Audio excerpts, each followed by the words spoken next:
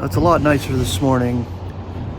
I wasn't going to turn on the camera until that garbage truck went through, but he's almost done. It just like,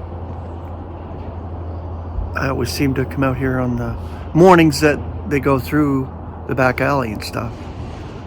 But as you can see, it is a beautiful blue sky here. 0 degrees, a lot better.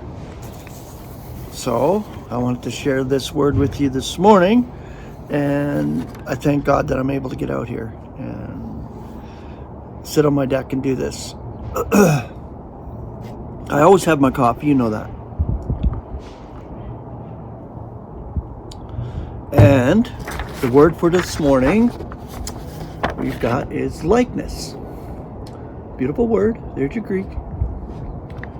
And the scripture associated with the word likeness, Romans 1:23.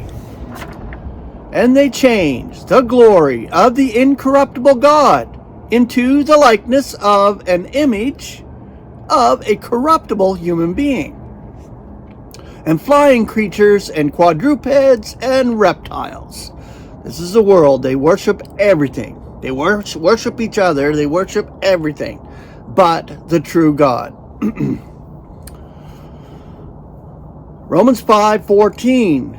Nevertheless, death reigns from Adam unto Moses over those also who do not sin in the likeness of the transgression of Adam, who is a type of him who is about to be, which is Christ Jesus our Lord.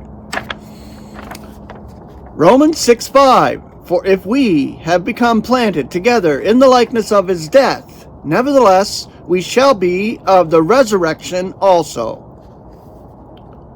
Romans 8:3. For what was impossible to the law, in which it was infirm through the flesh, did God, sending his own Son in the likeness of sin's flesh, and concerning sin, he condemned sin in the flesh.